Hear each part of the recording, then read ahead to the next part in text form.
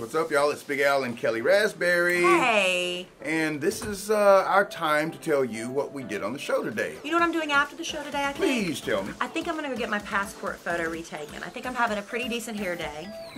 Because you're stuck with your passport photo. I didn't really do enough makeup, but I think maybe I'll go for a more natural look for my passport photo this time. Okay. People do that. I mean, if you're having a good day, you think you're looking good. Go ahead and get it out of the way. Yeah. Or if you think you may get arrested, go and take your driver's license picture, because sometimes they use your driver's license picture as your mugshot. Right. So, you know, you never know when you need a good mugshot. Yeah. So, yeah, work on that. That's what I might be doing today. See, that's bonus stuff. After this jam-packed show we had on a Thursday. Wow, right? Yeah, a wow, big wow. Let's see. I think one of the highlights for me was our little disagreement on my Bumble stumble. I don't even want to talk about it, because if I say anything, this is the thing. We fuss at Al for screwing up royally, and then we are the bad guys. Okay, well, like I said. So you do you. I have a feeling, I don't feel like I really screwed up, okay? I was talking to a girl on Bumble, and she mentioned to me that she was a bartender.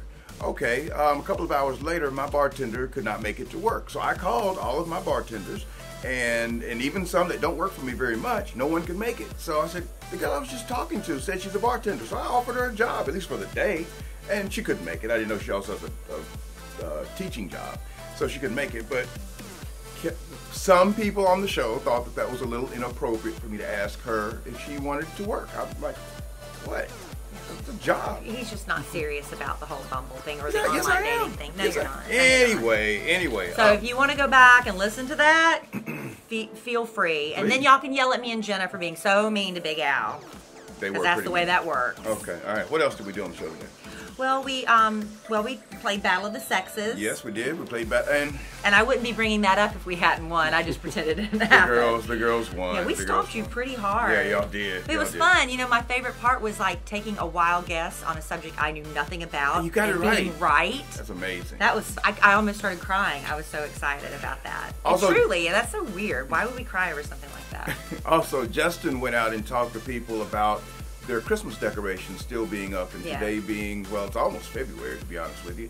And so he did some of the old door-to-door Mac attacks that we used to do back in the day. Yeah, Junior HOA committee member he was. Right. He has nerves of steel. I couldn't do it. No, the thing is, he doesn't have nerves of steel. He's scared to death, but he does it anyway. That works for him. It worked for me back in the day too. I mean, I was nervous, but you just have to keep doing it. Do it. Yeah. We gave away a trip to Bonnaroo today to a listener, a member of KiddNation. Her name was Jeanette, and man, she just had such a great energy about her. Yeah, she makes me want to go to a music festival, and that doesn't happen. And that doesn't happen, yeah. As long as I was going with her, she'd be fun to hang out with. Kelly didn't have fun at the Fun Music Festival. No, it was the Fun Festival. Okay. It was not fun.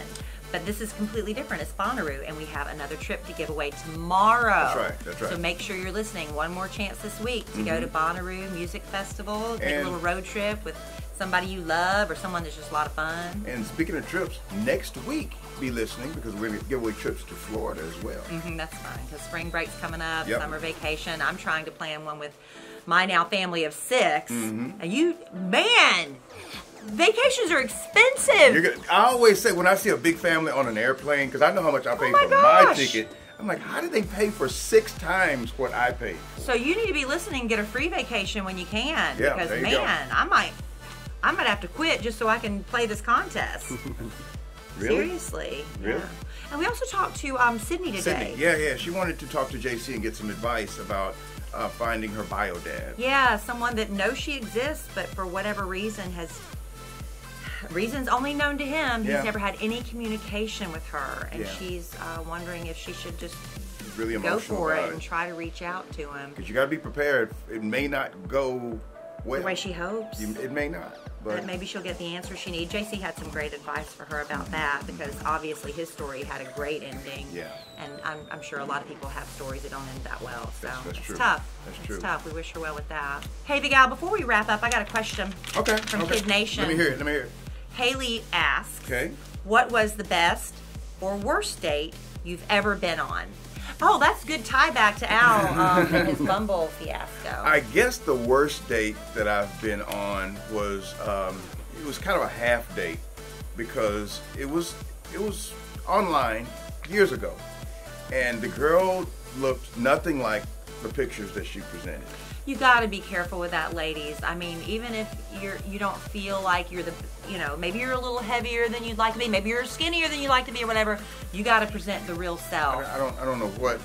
I was in my car. I never will forget this. I was in my car waiting on her because I got there early, and I saw. She told me what kind of car she was driving, I believe, and I saw her, and I'm like, oh, cool, and I'm like, oh my, and I hit the recline button on my seat so that.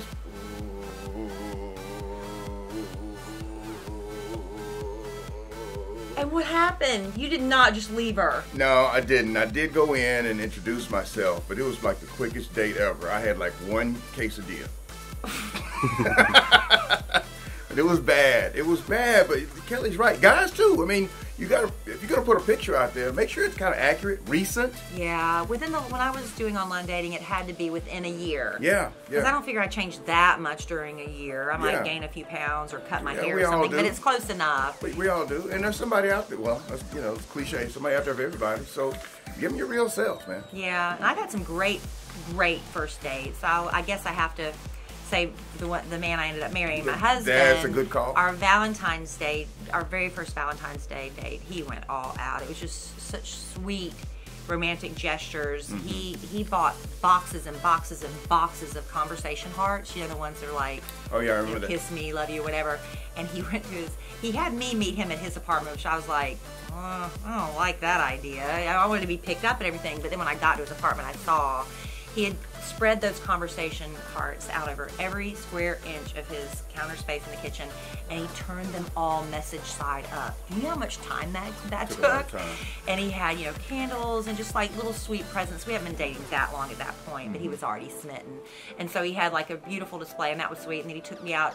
He took a lot of care in, picking out the right restaurant so we could, both have a first time experience there. Yeah. That was a really cool first date. But I'll tell you another really cool first date I had. Okay, all right, go ahead. Was with a man who was getting his pilot's license for his helicopter, and you have to have so many hours, and he was, less than 100 hours short of getting his license. So he was really experienced, but he had to get those hours in. So he took me up at night. Well, we started off right before sunset, and he took me out to fly over the city as the sun set and it became dark. That was cool.